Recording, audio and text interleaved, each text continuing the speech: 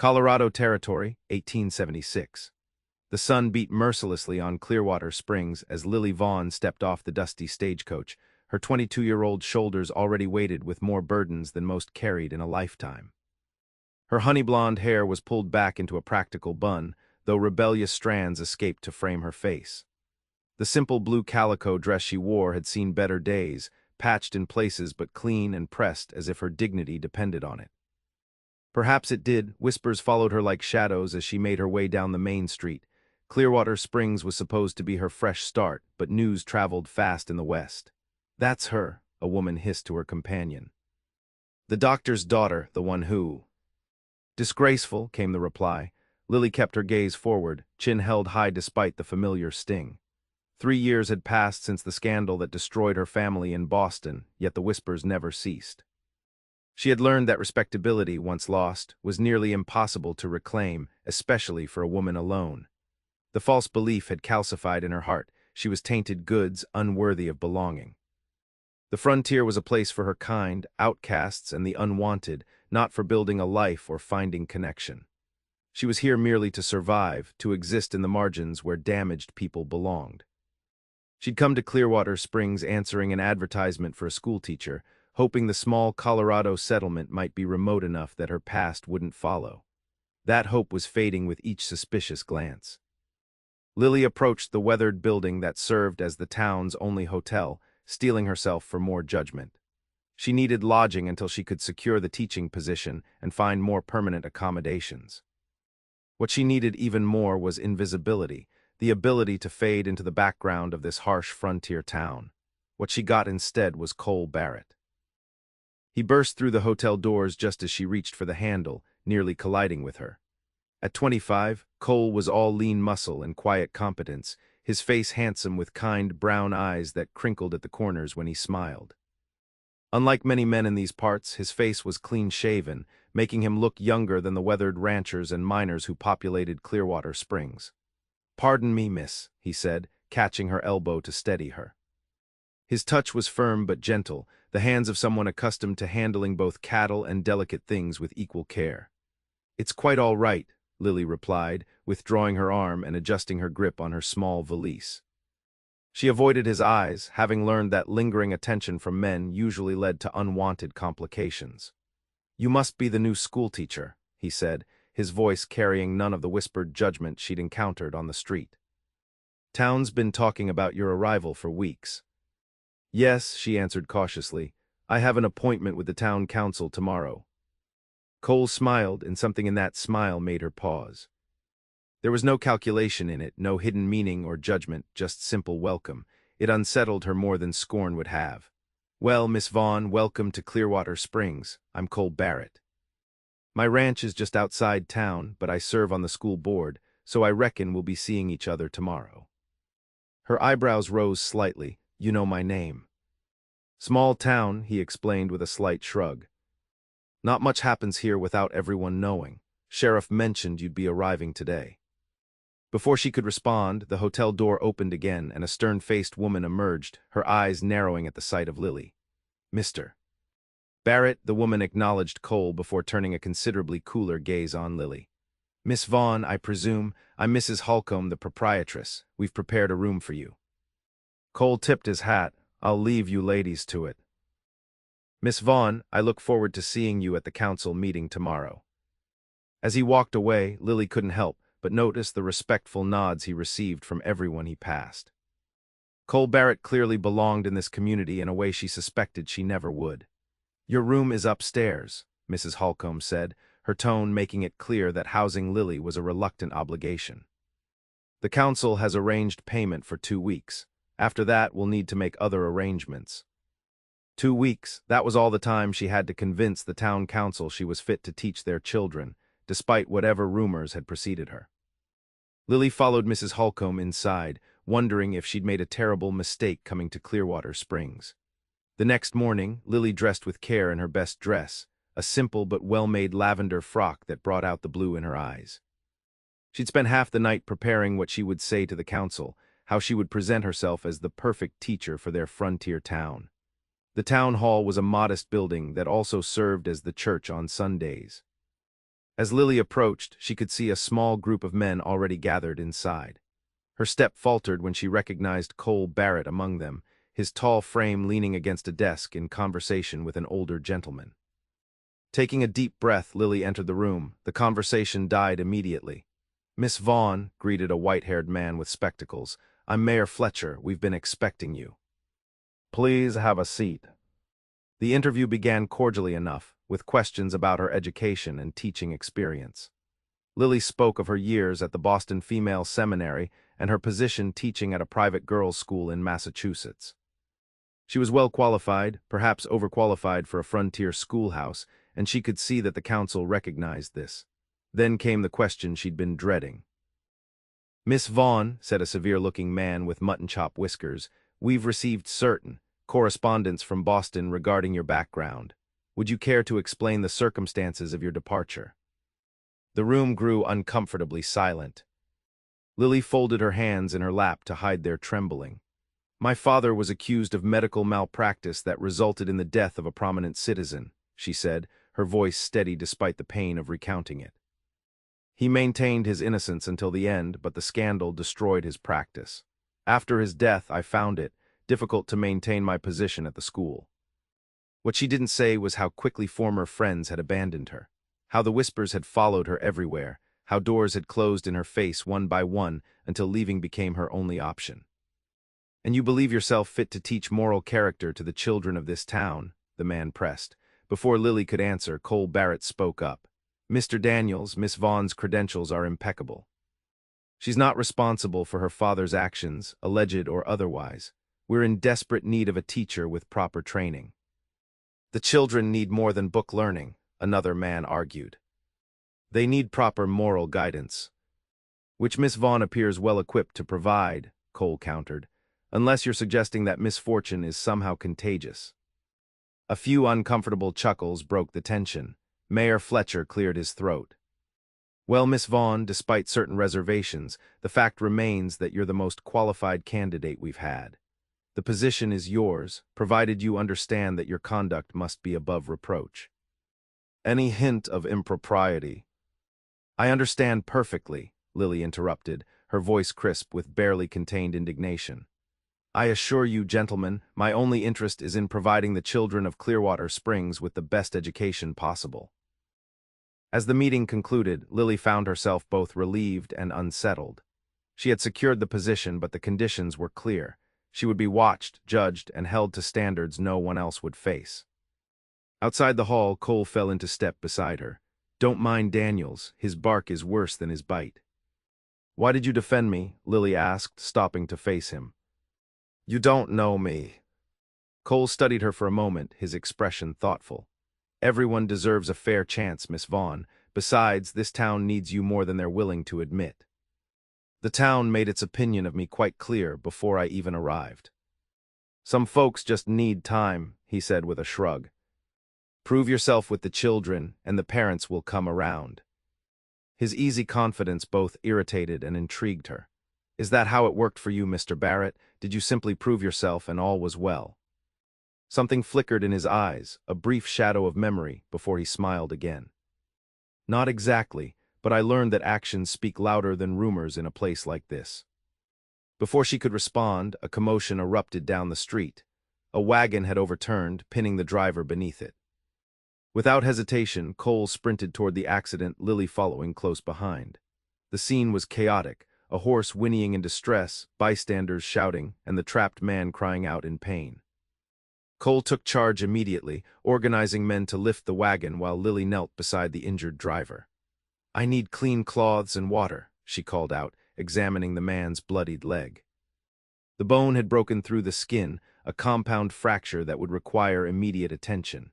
To her surprise, the townspeople followed her instructions without question. Years of assisting her father had taught her the basics of emergency medical care. As she worked to stabilize the man's leg, she became aware of Cole watching her with an expression of surprised respect.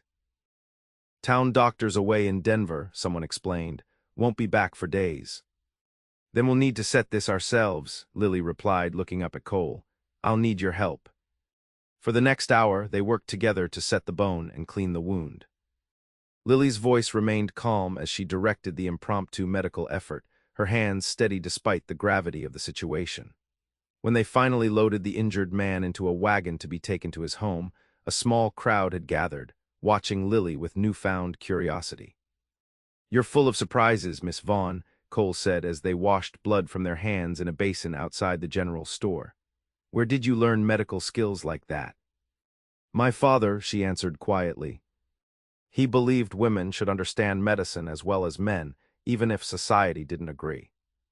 Cole nodded thoughtfully. "Sounds like a man ahead of his time." "He was," Lily agreed, her throat tightening. "And a good doctor despite what they said." For a moment they stood in silence, the unspoken weight of her past hanging between them. Then Cole smiled, that same uncomplicated smile that had first caught her attention. "I think Clearwater Springs just might be luckier than it knows, getting you as a teacher." The schoolhouse was a simple one-room building on the edge of town, with rows of rough-hewn desks and a small living quarters attached to the back. As Lily moved her meager belongings from the hotel to her new home, she couldn't help but feel a tentative hope. The teaching position offered independence and purpose, two things she desperately needed.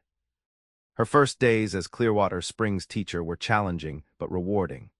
The students ranged from 6-year-olds learning their letters to teenagers studying algebra and literature. What they lacked in formal education, they made up for in eagerness to learn, and Lily found herself enjoying their questions and fresh perspectives. The parents, however, remained wary. Mothers who brought their children to school avoided prolonged conversation, and invitations to Sunday socials were notably absent. Lily told herself it didn't matter. She hadn't come west for friendship or acceptance. She was here to work to rebuild her life from the ashes of scandal. Loneliness was simply the price of her independence. 2 weeks after her arrival, Lily was startled by a knock at the schoolhouse door long after classes had ended. She opened it to find Cole Barrett standing on her porch, hat in hand. "Mr. Barrett," she greeted him with surprise, "is everything all right?" "Everything's fine, Miss Vaughn. I was hoping I might have a word with you about one of your students, Tommy Jenkins." Lily nodded, stepping back to allow him entry. "Tommy's a bright boy, but he's falling behind in his reading. I've been working with him after class when I can." "That's actually why I'm here," Cole said, remaining near the door as if conscious of propriety. "Tommy's folks work long hours at their farm. I offered to help the boy with his schooling when I can. I was hoping you might have some guidance on how best to assist him." There was something endearing about this tall, capable rancher seeking advice on teaching a child to read. Lily found herself relaxing slightly as they discussed Tommy's progress and strategies for improvement. "You seem to have a genuine interest in the children's education," she observed as their conversation drew to a close. Cole's expression grew serious. "Education changes lives out here. Most of these kids will never travel east of the Mississippi, never see the world beyond Colorado territory. Books and learning, they're windows to possibilities these children wouldn't otherwise imagine. Is that why you serve on the school board, to provide those windows?" He smiled, a hint of something like vulnerability crossing his features. "That, and I know what it's like to be a boy who can't read well, thinking you're stupid when really you just need someone to teach you differently." The admission surprised her. "You struggled with reading." "Until I was nearly 14. Then a teacher took the time to figure out I needed to see words differently, changed everything for me." He put his hat back on, moving toward the door. "Anyway, I've taken enough of your evening, Miss Vaughn.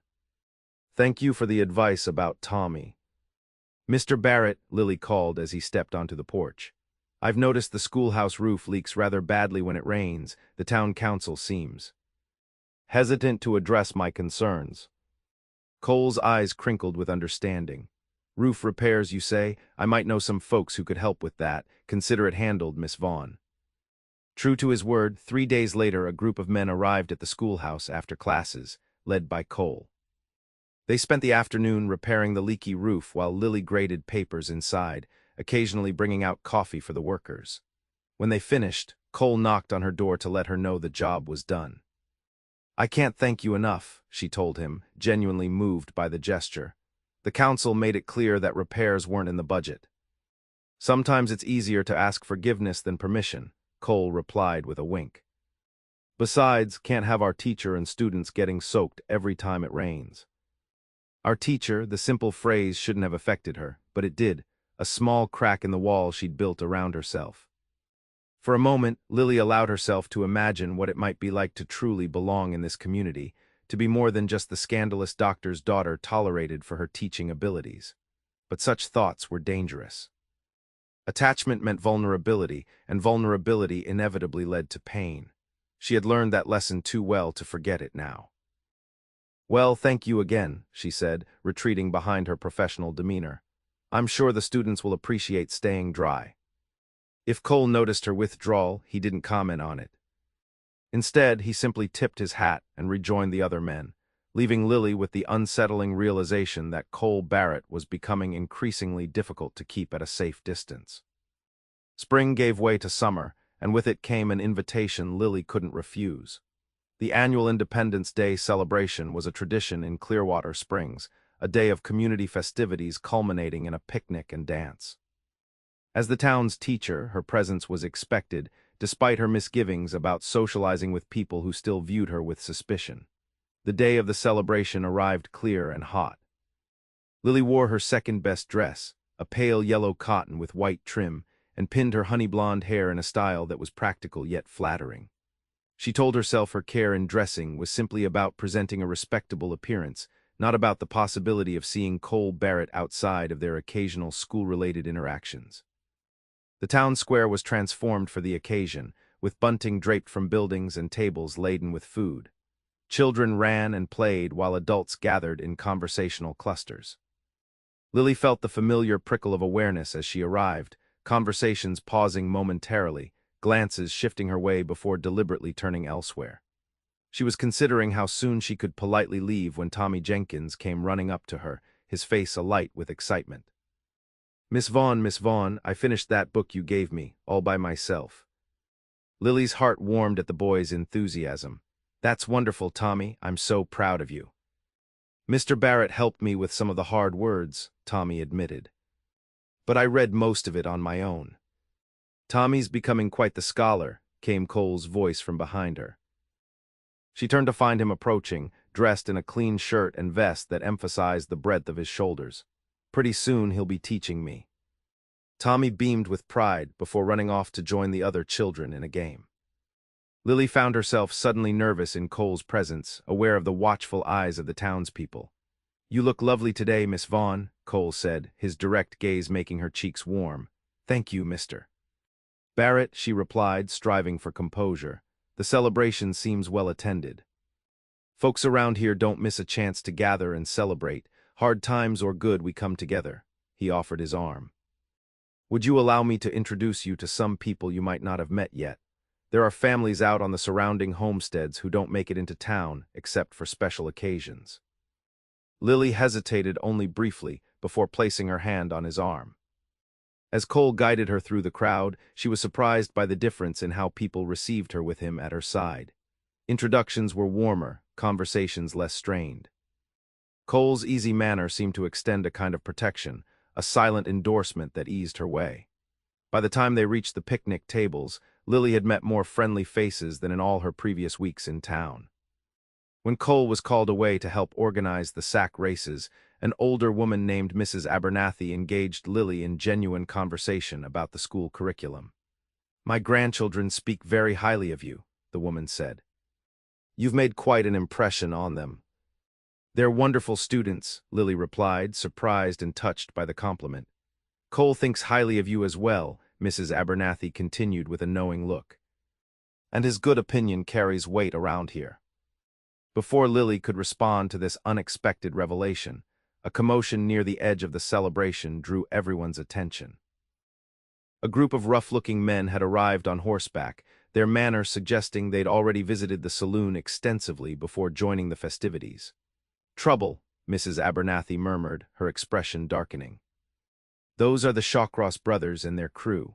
They run cattle in the North Valley, but mostly they run whiskey and cause problems."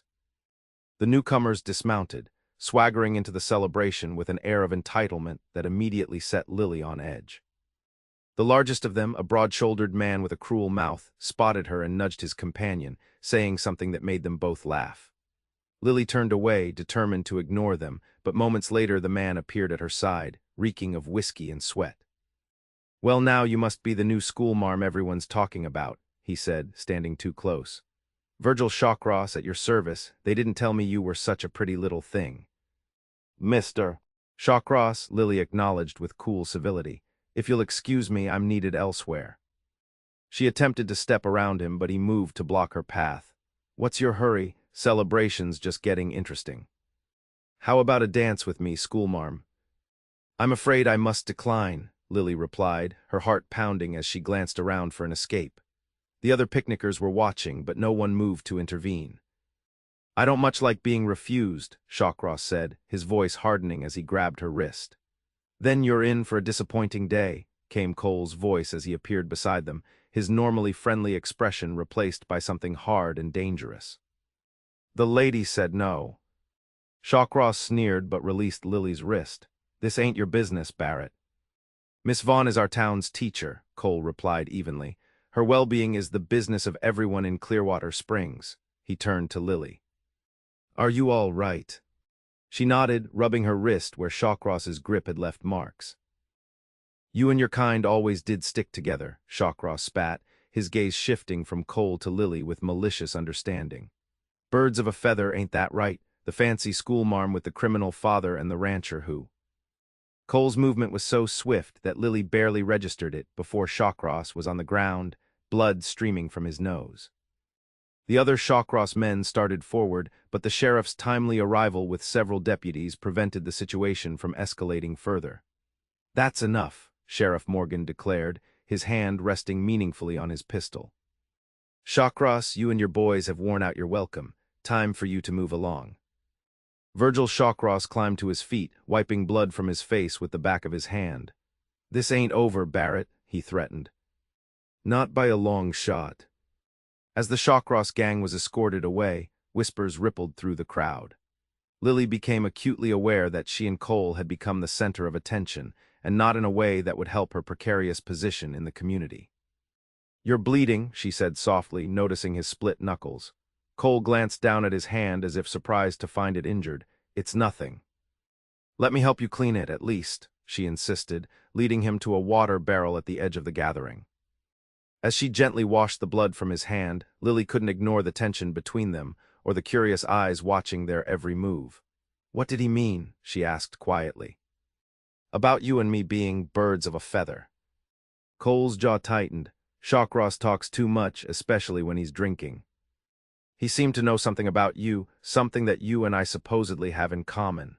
Lily paused, meeting his gaze directly. "Is there a reason the town accepted you so readily when you arrived, yet remained suspicious of me?" For a long moment Cole said nothing, his expression unreadable. Finally he sighed. "It wasn't readily, Miss Vaughn. I've been in Clearwater Springs for 3 years now. Trust takes time to build out here." "And before that," she pressed, sensing there was more to his story than he was revealing. "Before that doesn't matter," he said firmly. "What matters is who a person chooses to be today, not who they were yesterday. That's true for both of us." His words stirred something in Lily, a dangerous hope that perhaps there was someone who truly understood what it meant to rebuild a life from ruins. Before she could respond, however, Mayor Fletcher approached them, his expression grave. "Mr. Barrett, Miss Vaughn," he greeted them stiffly. "While we appreciate your intervention with Shawcross, I must remind you both that as prominent members of our community, you are expected to maintain certain standards of behavior.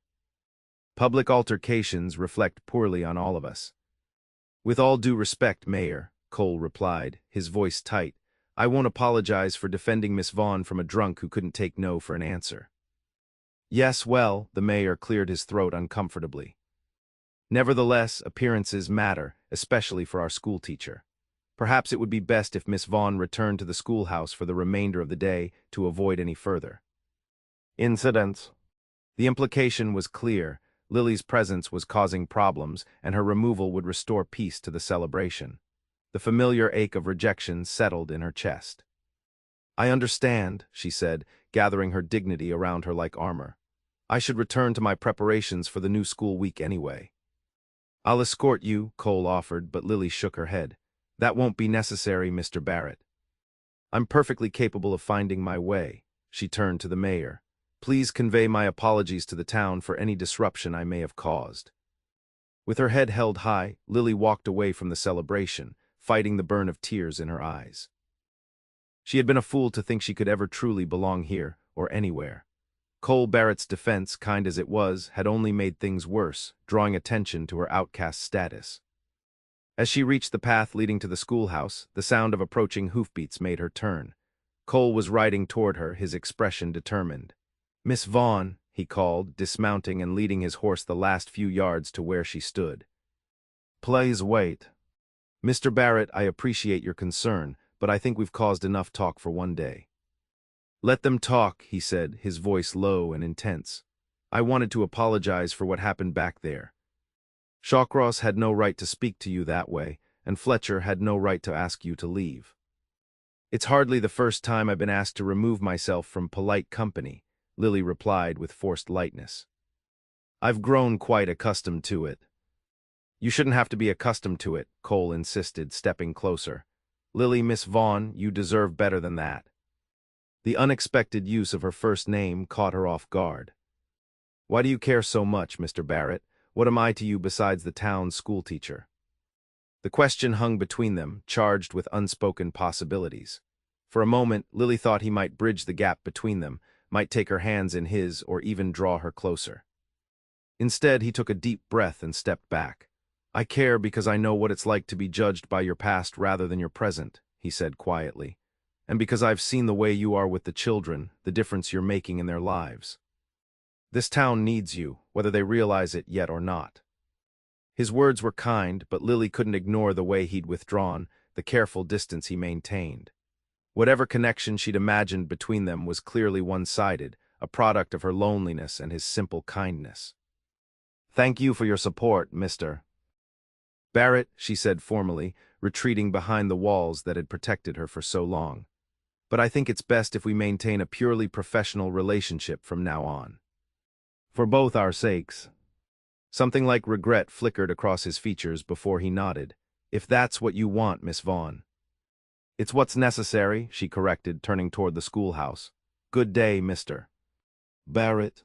As she walked away, Lily told herself the ache in her chest was simply disappointment at another failed attempt to build a life somewhere. It certainly wasn't heartbreak.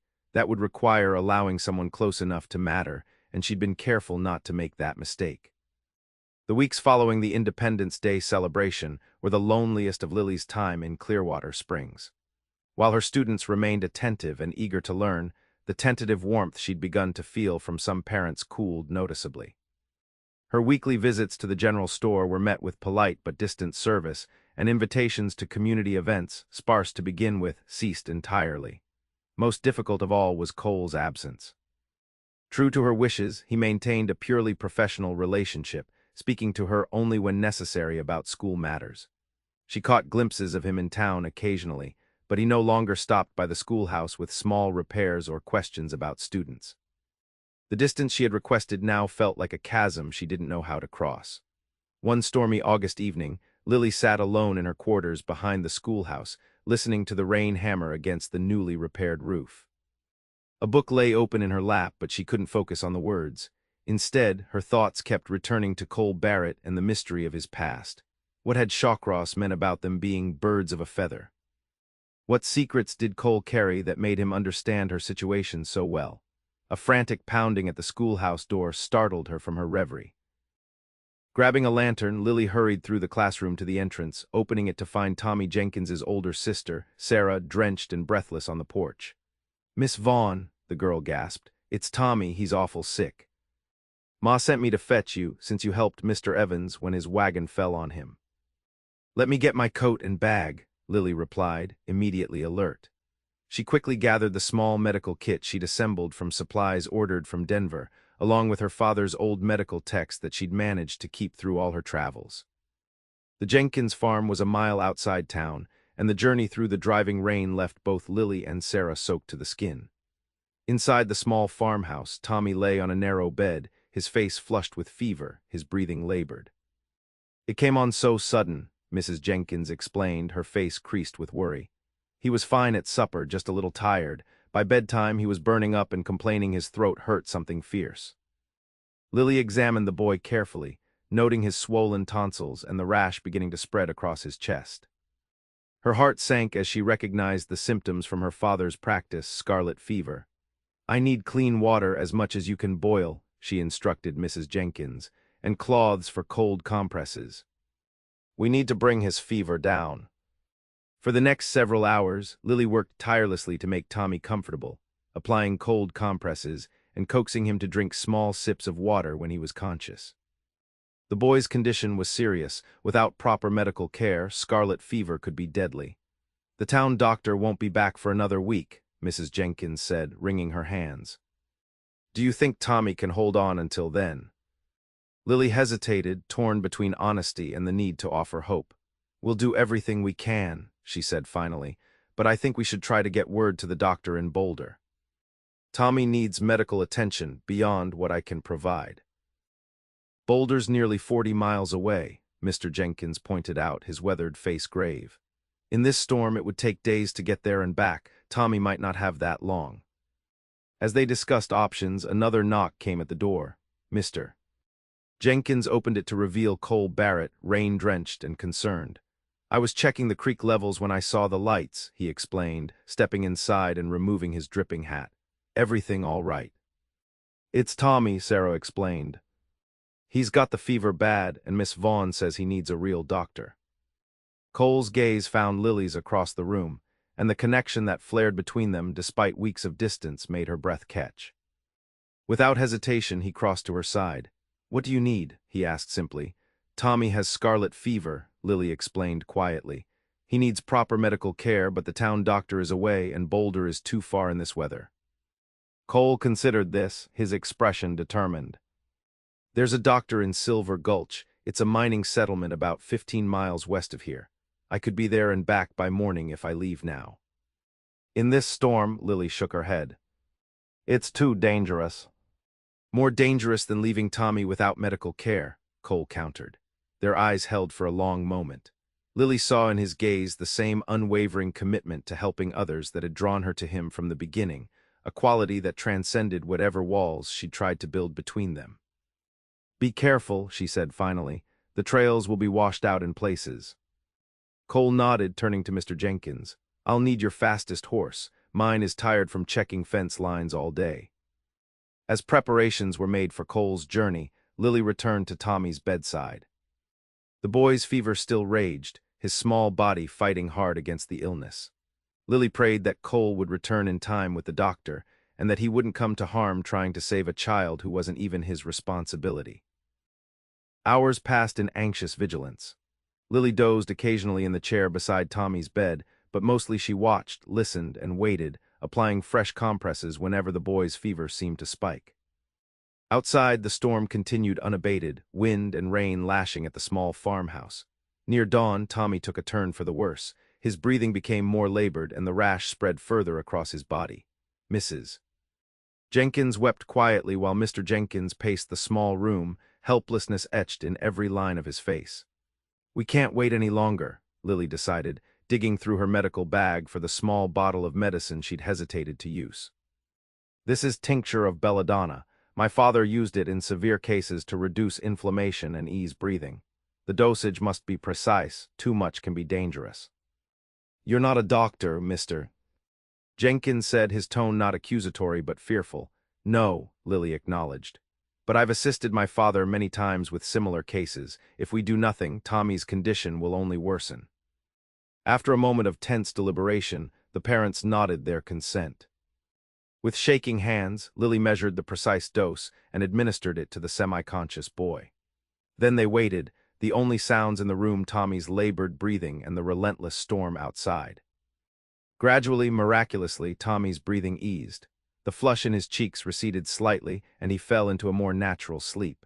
Lily monitored his pulse constantly, relief washing over her as it grew stronger and more regular. As the first gray light of dawn filtered through the windows, hoofbeats approached the farmhouse. Moments later, the door burst open and Cole entered, followed by an older man carrying a medical bag. "Doctor Wilson," Cole introduced the physician, who moved immediately to Tommy's bedside. While the doctor examined Tommy, Lily stepped aside, suddenly aware of her disheveled appearance after the long night. Her dress was wrinkled, her hair falling from its pins, and exhaustion weighed on her every movement. Yet when she looked up at Cole, the admiration in his eyes made her forget all of that. "You rode through that storm all night," she said softly. "You could have been killed." "Couldn't let Tommy down," he replied simply. "Or you." Something shifted between them in that moment, a recognition that went beyond words. Whatever barriers Lily had tried to maintain crumbled in the face of what Cole had done, not just for Tommy, but for her.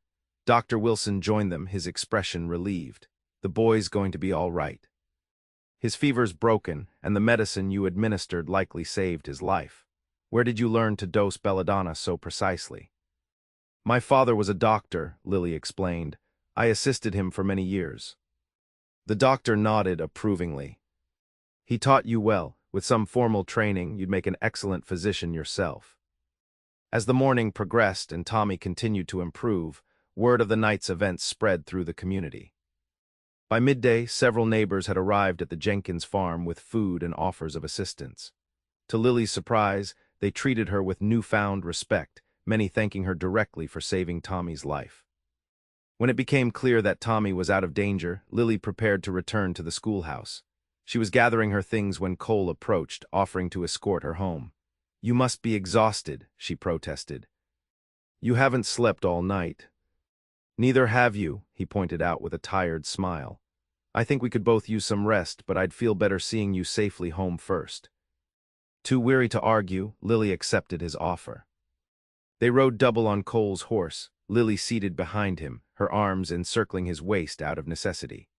The intimacy of the position was not lost on her, nor was the comfortable silence that enveloped them as they traveled through the rain-washed landscape. When they reached the schoolhouse, Cole helped her down from the horse, his hands lingering at her waist a moment longer than strictly necessary. Lily looked up at him, suddenly aware of how close they were standing. "Thank you," she said, the words inadequate for everything she felt. "Not just for the ride, but for going for the doctor, for risking your life for Tommy." Cole's expression softened. "You were the one who saved him, Lily. I just fetched the doctor who confirmed what everyone already knew. You're remarkable." The use of her first name sent a flutter through her chest. "Cole," she began, then hesitated, uncertain how to bridge the distance she had created between them. "Yes," he prompted gently. "Would you like to come in? I could make coffee, and you could rest a while before heading back to your ranch." It was a small offering, but Cole seemed to understand the significance of it. "I'd like that very much," he replied. Inside, as Lily prepared coffee with hands still trembling from exhaustion, Cole built a fire in the small stove to chase away the dampness. The domestic scene felt natural, as if they had done this 100 times before. "What Shawcross said at the celebration," Lily said finally, setting a steaming cup before Cole. "About us being birds of a feather. I've been wondering about it ever since." Cole's expression grew serious. "I suppose you have a right to know, considering how much the town has talked about your past." He took a deep breath. "Before I came to Clearwater Springs, I was a U.S. Marshal in Kansas. There was a situation, a shootout with a gang of cattle rustlers. A young boy was caught in the crossfire." Lily's hand flew to her mouth. "Oh, Cole." "He lived," Cole continued, his voice rough with memory. "But he was badly injured. The inquiry cleared me of wrongdoing. I didn't fire the shot that hit him, but I couldn't shake the feeling that I'd failed to protect an innocent. I resigned my badge and drifted west, eventually settling here." "That's why you're so involved with the children," Lily realized. "Why you serve on the school board, why you went for the doctor for Tommy." Cole nodded. "I promised myself I'd never fail a child again if I could help it. The town was wary of me at first. Ex-lawmen carry their own kind of reputation out here, but eventually they saw I was here to build a life, not run from my past." "And now," Lily asked softly, "now I have a ranch that's doing well, a place in the community, and work that matters." His gaze met hers, warm and steady. "But I've been missing something important." "What's that?" she whispered, though something in her already knew the answer. "Someone to share it with," he replied simply. "Someone who understands what it means to rebuild a life from the ground up, someone like you, Lily." The confession hung in the air between them, honest and vulnerable. Lily felt the last of her carefully constructed walls beginning to crumble. "I've spent so long convinced that my father's disgrace would follow me forever," she admitted. "That I'd never belong anywhere again, never be seen for who I truly am rather than the scandal attached to my name." "I see you," Cole said, reaching across the table to take her hand. "I've seen you from the first day you arrived, your courage, your intelligence, your compassion. The past doesn't define either of us unless we let it." For the first time in years, Lily allowed herself to imagine a future beyond mere survival, a future with connection, with purpose, with love. The possibility both exhilarated and terrified her. "I'm afraid," she confessed, "afraid to hope, afraid to trust that anything good could last." "I'm afraid too," Cole admitted, his thumb tracing gentle circles on her palm. "But some things are worth being brave for. I think us could be one of those things." Their conversation was interrupted by another knock at the door. Cole rose to answer it, revealing Sheriff Morgan standing on the porch, his expression grim. "Barrett," the sheriff acknowledged. "Miss Vaughn, sorry to disturb you, but there's trouble brewing." "Thought you both should know." "What kind of trouble?" Cole asked, instantly alert. "Virgil Shawcross is in town, drunk and making threats. Seems he's convinced you two are the source of his problems. He's particularly fixated on Miss Vaughn, keeps saying she's no better than she ought to be, coming west with a ruined reputation." Lily felt the blood drain from her face. After the night with Tommy, she dared to hope the town might begin to accept her. Now it seemed Shawcross was determined to resurrect all the old suspicions. "I've got deputies watching him," the sheriff continued. "But I thought you should be careful, especially you, Miss Vaughn, being out here alone at the schoolhouse."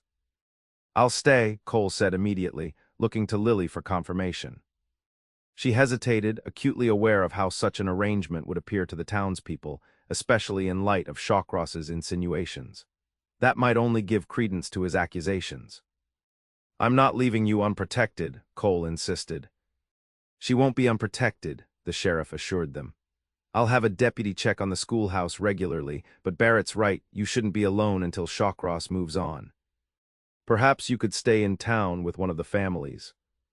The thought of imposing on families who had only just begun to warm to her was unbearable. "I'll be fine here," Lily insisted.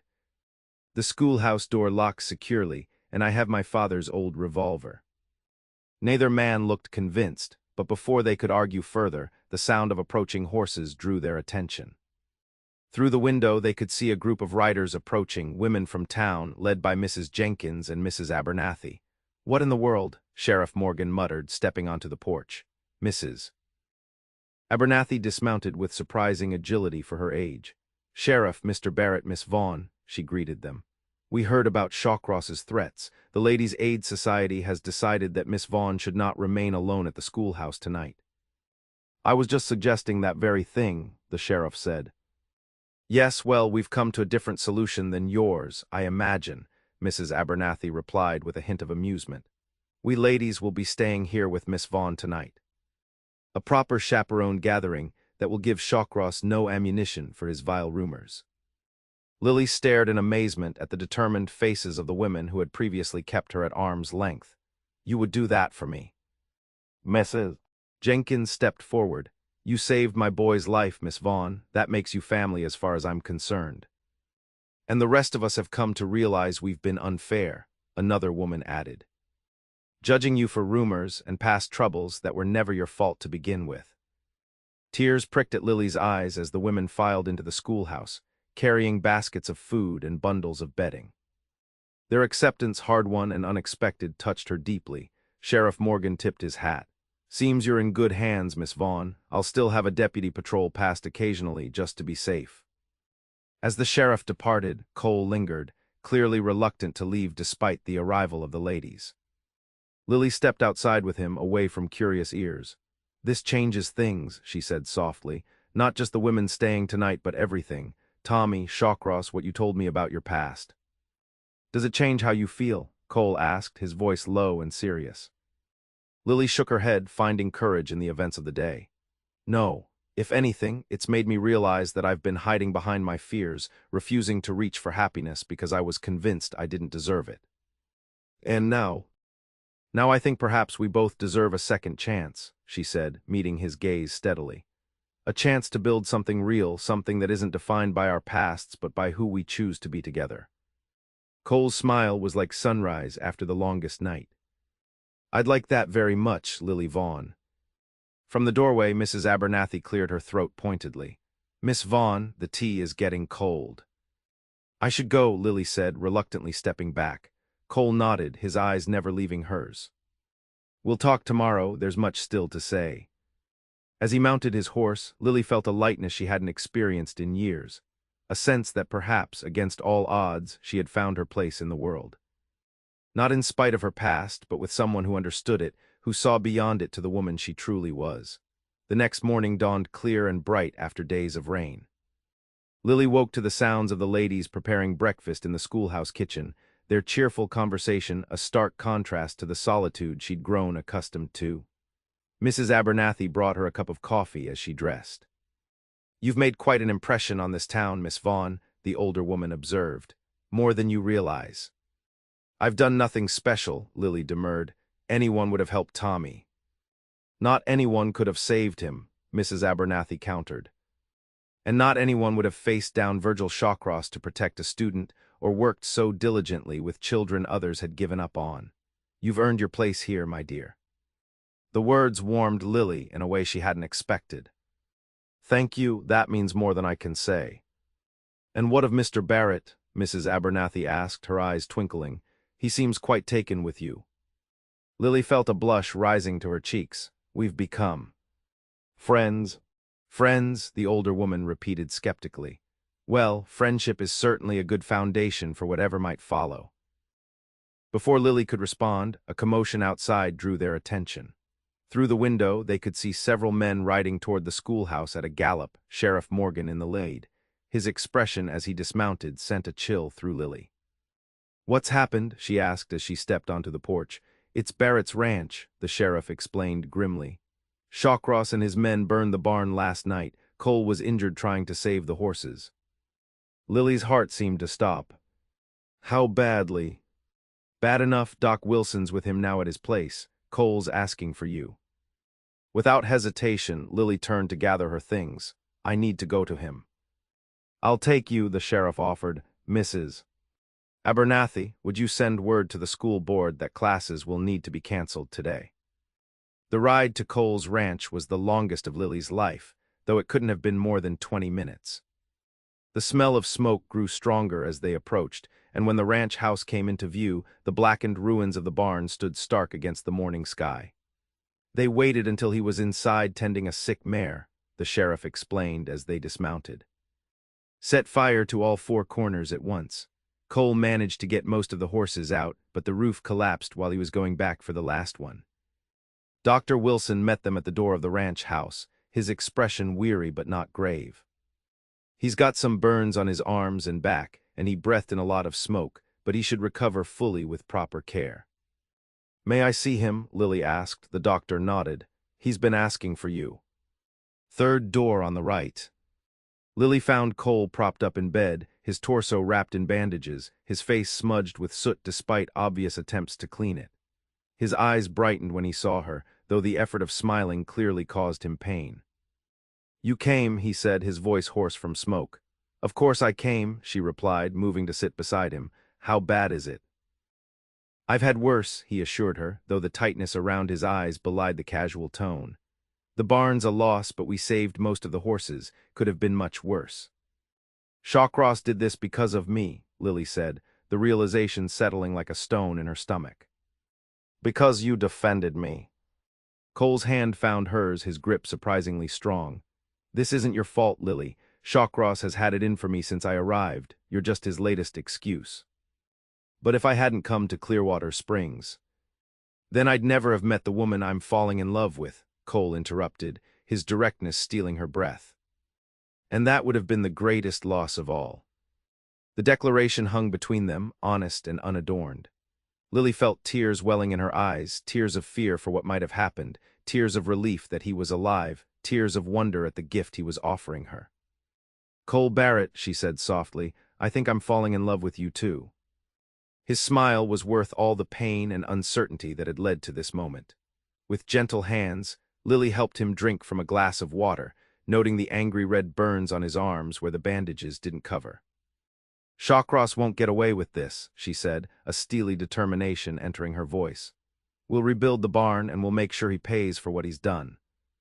"We," Cole repeated, his eyes warming at the word. "Yes, we," Lily confirmed. "You're not alone in this, Cole, not anymore." A knock at the door interrupted them. Sheriff Morgan entered, looking grimmer than before. "Barrett, Miss Vaughn, I've just had word that Shawcross and his men are headed back to town. They're drunk and armed, making all kinds of threats about finishing what they started." Cole attempted to sit up straighter, wincing with the effort. "How many men do you have, Sheriff?" "Just my 2 deputies. Not enough if Shawcross brings his whole crew." "I need to get to town," Cole insisted, already trying to swing his legs over the side of the bed. "You're not going anywhere," Lily said firmly, placing a restraining hand on his shoulder. "You can barely stand, let alone face down armed men." "She's right," the sheriff agreed. "I came to warn you, not recruit you. We'll handle Shawcross." "3 against how many?" Cole demanded. 7 or 8, last I heard." The odds were clearly impossible, and all 3 of them knew it. Lily's mind raced, searching for a solution that didn't end in bloodshed. "The town needs to stand together," she said finally. "Shawcross has been terrorizing everyone for too long. If enough men from Clearwater Springs show up to support the sheriff, Shawcross might back down without a fight." The sheriff considered this. It could work. "Most folks are still in town after staying overnight because of the storm, if we can rally them quickly enough." "Go," Cole urged. "I'll follow as soon as I can." "You will do no such thing," Lily insisted. "Dr. Wilson said you need rest." "I'm not staying here while you go into danger," Cole argued. "And I'm not letting you kill yourself trying to be a hero," she countered, her fear making her voice sharper than intended. Their standoff was interrupted by the arrival of Dr. Wilson, who took in the scene with a practiced eye. "Whatever you're planning, Barrett, it can wait until those burns have had at least a day to start healing. Unless you want infection to set in." Reluctantly, Cole subsided against the pillows. "Promise me you'll stay out of town until this is resolved," he said to Lily. She couldn't make that promise, not when she might be able to help. "I'll be careful," she offered instead. Before Cole could protest further, the sheriff motioned for Lily to follow him outside. Once they were out of earshot, he spoke urgently. "Miss Vaughn, I think your idea about rallying the town has merit, but I need you to understand the danger. Shawcross is unpredictable at the best of times. With liquor in him and revenge on his mind, there's no telling what he might do." "I understand," Lily replied, "but I can't sit by while he threatens people I care about." "Not again." The sheriff studied her for a moment, then nodded. "All right, I'll take you back to town. We'll gather as many men as we can at the general store. But at the first sign of trouble, I want you safely inside, away from any gunfire." "Understood. Understood." As they prepared to leave, Lily returned briefly to Cole's room. He was watching the door as if expecting her, his expression a mixture of concern and resignation. "You're going to town, aren't you?" he asked. "Yes," she admitted. "I have to try to help." Cole reached for her hand, drawing her closer. "Be careful. Shawcross isn't worth your life." "I know," she hesitated, then leaned down to press a gentle kiss to his forehead. "I'll come back, I promise. We have too much left to say to each other." His fingers tightened around hers. "I'm holding you to that, Lily Vaughn."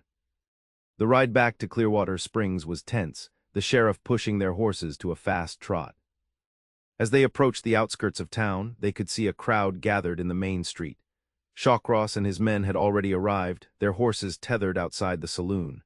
"Stay back," Sheriff Morgan instructed as they dismounted near the general store. "I'll try to talk to him first." But before the sheriff could approach the saloon, Shawcross emerged, flanked by his men. His gaze swept the gathering crowd until it landed on Lily. A cruel smile twisted his features. "Well, look who's here," he called, his words slurring slightly. "The fancy schoolmarm herself. Come to see the show, have you?" Lily stood her ground as Shawcross swaggered toward her, his hand resting meaningfully on his pistol. The sheriff moved to intercept him. "That's far enough, Shawcross. You've caused enough trouble." Time for you to move on. I ain't going nowhere until I settle scores, Shawcross snarled. Barrett cost me face in front of my men, and this woman, he gestured crudely toward Lily, she thinks she's too good for the likes of me. Mr. Shawcross, Lily said, stepping forward despite the sheriff's warning glance. Whatever grievance you think you have against Mr. Barrett or myself, this isn't the way to resolve it. You've already committed arson. Do you want to add murder to your crimes? Crimes? Shawcross laughed harshly. Ain't no crime when no one's brave enough to testify. Ain't that right, Sheriff? How many times have your good citizens looked the other way when my boys and I came through town? The uncomfortable shifting of the crowd confirmed his words. For too long, Clearwater Springs had tolerated Shawcross's intimidation rather than standing against him. That changes today, came a strong voice from the crowd. Mrs. Abernathy stepped forward, her aged frame somehow imposing in its dignity. I'll testify to what I saw last night, you and your men riding toward Barrett's ranch with torches, returning hours later smelling of smoke. So will I, added Mr. Jenkins, moving to stand beside her. You've threatened my children for the last time, Shawcross. One by one, others joined them, shopkeepers, farmers, ranchers, until a solid wall of townspeople stood between Shawcross and Lily. The outlaw's confident smirk faltered as he realized the tide had turned against him. You're all fools, he spat, siding with outsiders against your own kind. Cole Barrett has been one of us for years, Mayor Fletcher replied, surprisingly firm for a man who usually avoided conflict. And Miss Vaughn has earned her place here by saving one of our children. You're the outsider here, Shawcross. Shawcross's hand twitched toward his gun, but he froze as Sheriff Morgan and both deputies drew their weapons in unison. Don't, the sheriff warned. You won't walk away from this. For a tense moment it seemed Shawcross might choose violence despite the odds, then with a curse he lowered his hand. This ain't over, he threatened, backing toward his horse. You'll all regret crossing me. Actually, it is over, came a new voice. Lily turned to see a tall, official-looking man dismounting from a horse at the edge of town, flanked by several armed riders wearing badges. Virgil Shawcross, I'm U.S. Marshal Harker. You're wanted for cattle rustling in 3 territories and suspicion of murder in Wyoming. I'm placing you and your men under arrest. The timing was almost too perfect to believe. As the marshals moved to apprehend Shawcross and his stunned men, Lily looked questioningly at Sheriff Morgan. I sent a telegram to the federal marshal's office in Denver weeks ago, he explained. Never expected such prompt action. Or such perfect timing, Lily added, relief washing over her as she watched Shawcross being handcuffed and led away, his threats now empty air. The danger passed, the townspeople began to disperse, many stopping to speak to Lily with newfound warmth and respect. Mrs. Abernathy linked arms with her, patting her hand affectionately. You've had quite a morning, my dear. Perhaps you should rest before returning to Mr. Barrett. He'll want to know everything that happened. Cole, Lily gasped, suddenly remembering his injuries and his determination to follow them to town. I need to get back to him to let him know everyone is safe. I'll take you, Sheriff Morgan offered. I need to inform him about Shawcross's arrest anyway. The ride back to Cole's ranch seemed quicker than the journey into town, buoyed as they were by relief and good news. As they approached, however, Lily noticed something that made her heart skip. Cole sitting on the porch, a rifle across his lap, clearly prepared to ride to town despite his injuries. He stood as they approached, wincing but determined. What happened? Is everyone all right? Everyone's fine, Lily assured him, dismounting quickly and hurrying to his side. Shawcross is in custody. Federal marshals arrived just in time to arrest him and his entire gang. The tension visibly drained from Cole's body. Thank God, he murmured, allowing Lily to help him back to the porch chair. I was just about to saddle a horse when I saw you coming. Which would have been the height of foolishness, she scolded gently, noting the fresh blood seeping through his bandages. You've reopened your wounds. Let me help you inside so we can change these dressings.